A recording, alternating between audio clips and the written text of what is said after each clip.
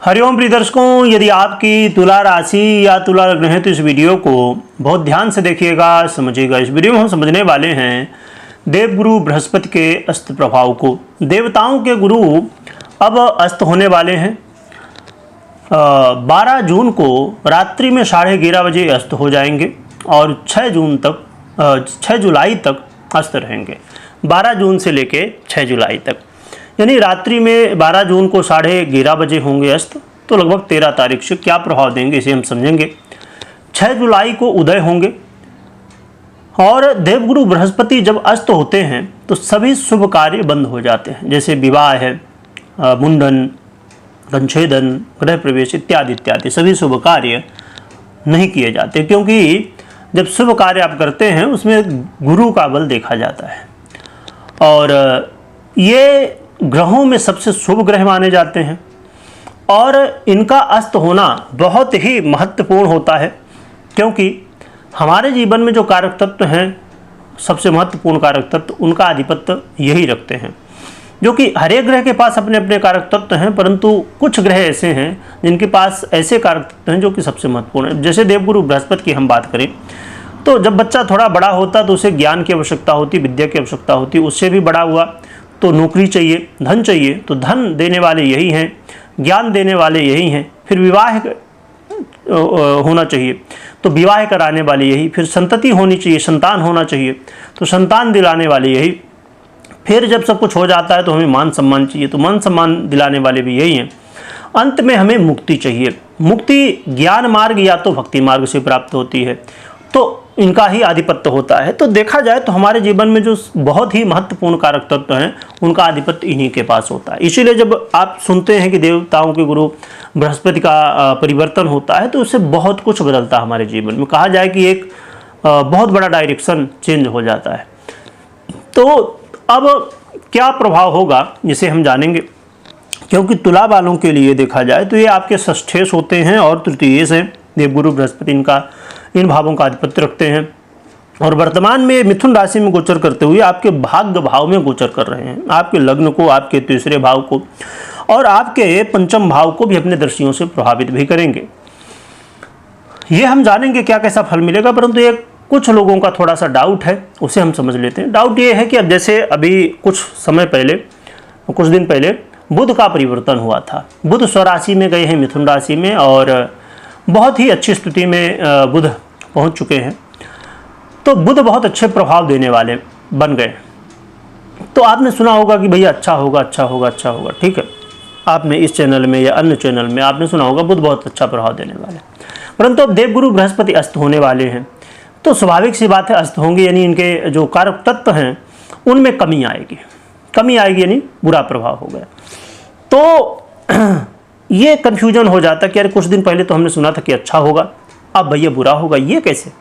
ये इसलिए कि वो बुध का प्रभाव था और बुध जब तक उस स्थिति में रहेंगे, लगभग 22 तारीख तक बुध मिथुन राशि में है, तो वो अच्छा प्रभाव देते रहेंगे। और देवगुरु बृहस्पति अब बदले हैं तो वो अपना भी प्रभाव देंगे। इसीलिए हर ग्रह अलग अलग स्थिति में होता है, हर ग्रह का अपना कारक तत्व होता है, अलग प्रभाव होता है, तो अलग अलग फल देते हैं। तो उसी समय कोई ग्रह अच्छा भी दे रहा होता है, कोई बुरा भी दे रहा होता है। इसमें कन्फ्यूजन की स्थिति हमारे जीवन में हो जाती है, हम समझने में कई बार कन्फ्यूज हो जाते हैं। इसलिए ज़रूरी है कि हम थोड़ा बहुत ज्योतिष के बारे में जानें, समझें। तो मुझे लगता है कि अब कन्फ्यूजन नहीं होगा, क्योंकि बुध का जो काम है वो करेंगे, है ना, और जो गुरु का काम है वो करेंगे। ऐसा नहीं कि बुध का प्रभाव नहीं मिलेगा परंतु गुरु का भी हम मिलेगा। तो इसलिए आपको ये कन्फ्यूज नहीं होना है बिल्कुल भी। चलिए जानते हैं कि देवगुरु बृहस्पति क्या प्रभाव देंगे। तो देवगुरु बृहस्पति के गोचर काल आपके भाग्य भाव में ही चल रहा है, तो ये भाग्य को कमजोर करेंगे। भाग्य में जब कमी आ जाती है तो हम कोई भी काम करते हैं तो उसमें कहीं ना कहीं हमें सफलता कई बार नहीं मिलती है ना। मेहनत आप खूब कर रहे होते पर रिजल्ट नहीं दिखता है। तो इस समय ऐसा कोई भी काम नहीं करना जो कि मात्र भाग्य के भरोसे हो, या कहा जाए कि भाग्य के भरोसे बिल्कुल भी नहीं रहना। आपको अपने कर्म में ज़्यादा से ज़्यादा फोकस करना है। जैसे लॉटरी, जुआ, सट्टा, आज के समय में बहुत सारे ऑनलाइन गेम और भी बहुत सारी चीज़ें ऐसे होते, उसमें आपकी मेहनत तो है ही है पर साथ में भाग्य बहुत महत्वपूर्ण है। तो ऐसे काम करने से थोड़ा हमें बचना चाहिए। इसके अलावा पिता के साथ कोई अनबन की स्थिति ना हो, उनके स्वास्थ्य में कोई समस्याएं ना हो, इस चीज़ का ध्यान रखिए, पिता के स्वास्थ्य का ध्यान रखिए।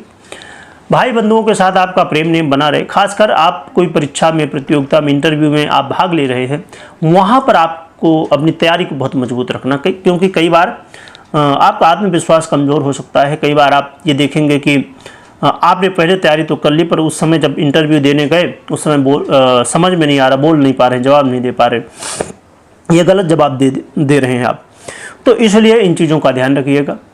और देवगुरु बृहस्पति आपके लग्न को प्रभावित करेंगे, तो कई बार मान सम्मान में कमी, कई बार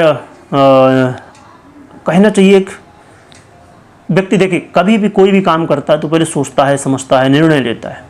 तो जब आप निर्णय लेने की कोशिश करेंगे कोई भी काम के विषय में, तो वो समय निर्णय नहीं ले पाएंगे, लगेगा ये कर लूँ, वो कर लूँ, क्या नहीं वो कर लो।